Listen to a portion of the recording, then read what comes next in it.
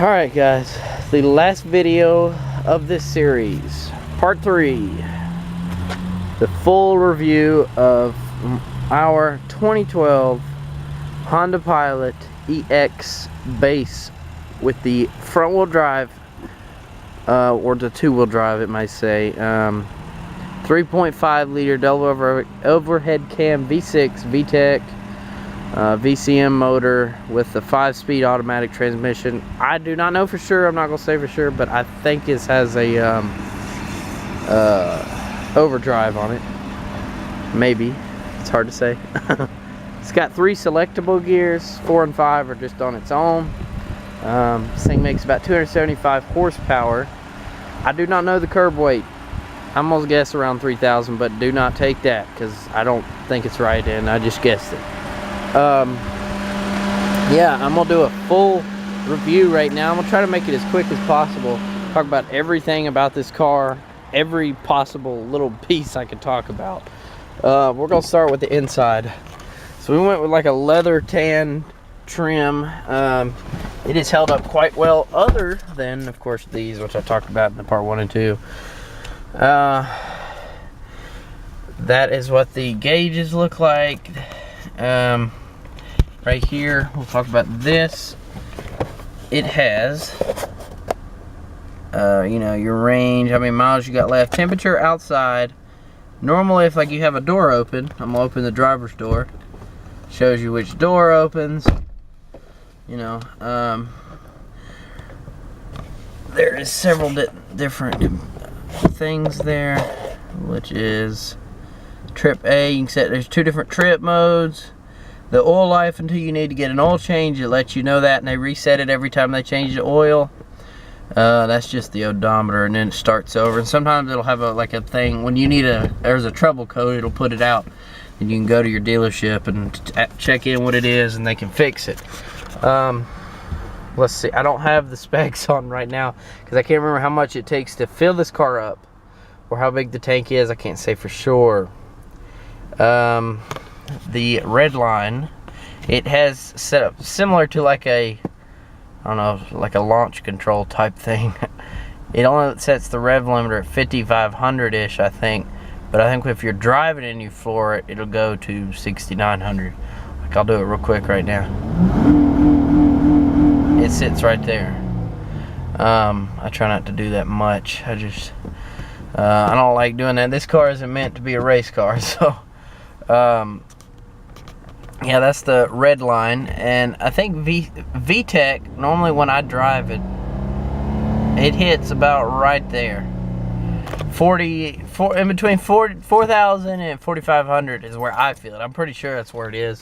Might be below that, but it's somewhere in that area, because this is definitely not a torquey motor or a torquey setup, the transmission and everything, because when you're taking off like right here, it is so slow. But when you like hit 3,000, it's like the cam setup and the heads are just made for 3,000 and above, and that's how Honda is. You know, they like top end power more than below. You know, normal hazard light setups right here. The vents twist around and then up and down. Only the outside ones you can open and close on each side. The inside stuck what it is. Here's the display stuff. You can have different things. You can connect phones. You can have different display sets up. It'll do the trip computers with the different trips and how much current gas mileage you're getting. I'm getting none right now because I'm sitting here letting the car idle. Setup, you can adjust for sound systems, you know, bass, treble, fader, balance, subwoofer, and SVC to determine, you know, how fast you're going versus how loud. Wallpaper, you can set up brightness, you can reset, you can clock adjust, display setup, trip computer, blah blah. CD library, it'll record like a certain number of discs and save it into the radio's memory. That's all the different things there. This, you can control the rear setup there for the air and all that. You can lock it in up here and control it from up front, or you can let the back do it. Heated seats on both. both sides. This will sync all the temperatures of the whole place together. Like if I cut it on auto, it'll auto warm it up, and then it'll sync them all together. Front, the back is right there where it says rear. I'll cut that down because it's too warm for that. Too cold for that. You know, if you're on the radio, let's see here. Let me change the display. You can hit title sometime. This station's not picking in, but that'll show you, you know, what, you know, the title of the song is. That'll tell you if there's a CD in it or not. You know, eject. It has USB and aux capabilities, clock adjustments, CD, recorded CDs, XM radio, 2 FM stations, an AM station. Okay, now to the next part. Park, reverse, neutral, drive, 2, 1, and then for drive you can hit this button on the side, which is like a D3. It'll have the light on there, and then when I cut it off. And another good thing about this car that I'm glad they put in, when this, like if this gets jammed up or something, you take this out with a screwdriver, this little plastic piece, put your key in there, and that will unlock this, allow you to get going and all that. Again, traction control is right here. You hold it down, off, on. The parking brake is standard right here, you know, and push it down. There is a hatch lift, auto hatch lift. You hold this down, you hear the bell ding, and then it will open automatically. I showed y'all in the other video all the compartments it has, little hangers for stuff that, you know, come out throughout the car. They're everywhere. There's cup holders there, cup holders there, a little compartment, vents on both sides of the pillars that are controlled by this back one, not the front, but the back unit. These seats fold down. You kind of fold that down, and then you can, you know, push them, blah blah blah. This will hold 9 people, so it's 2, 3, and 3. And the seat belts, the way they come out, you can see them here. You pull this piece out, plug that into the left side of you, and then the regular seat belt part comes and folds over, and it just kind of tucks up into the top there, like that. There's lights all the way through the back. There's actually 4 sets of lights. The dome lights, those middle, the rear, and then this is for the hatch, and you can have it on auto for the door to open and then off. Yeah, that's one thing to keep in mind. Let's see, this opens up also. Push that in to grab it. You got this space, and then over here you've got your jack and everything. And I always keep a set of jumper cables in there. This car does not come with them, so you need to get them. There's a latch to pull the latch with this, or you can hit this button. And if it feels any type of resistance, like if there's a kid there and it hit just a little bit of force on it, it'll automatically open back up, so that way it won't smash your head in or whatever. And it does the bell every time that you do it. Also, another thing to note, you pull this off, there is a trailer hitch. You've got your rear windshield wiper. It works, you know, that much. I can't remember what size it is. Another piece that we noted, you hit this button, it opens this glass right here, which has the rear defroster in it and all that, and there is the jets for the windshield washer fluid on the back. 18-inch wheels. These are the ones we got that has these are original type of tires, Michelin.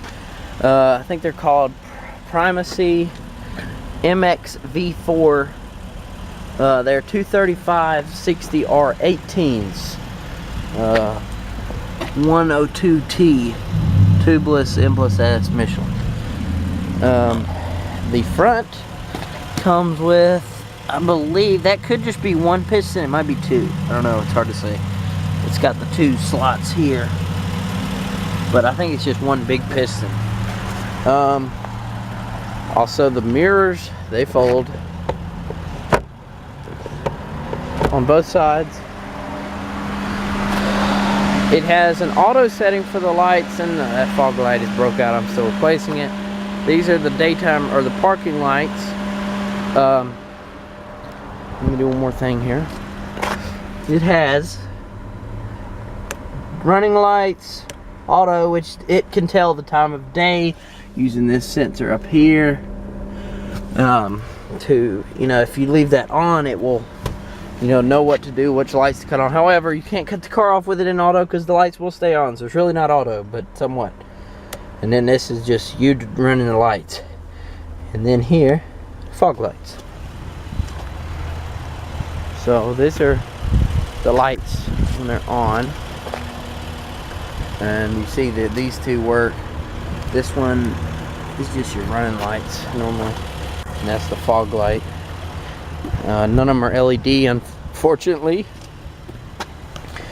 Over here, you've got power side mirrors. You know, you switch it to which side you want, move it, and put it in the middle when you don't want it. This blocks not your window. You can still control the windows. No, you can't. Sorry, incorrect. You can control the driver's window. The other ones you can't move. Neither can anyone else. You can unlock that. There's the door locks. Fuel, just a normal style latch thing. Door here opens, you know, just your normal. Tucks into there to hold it. Just average things.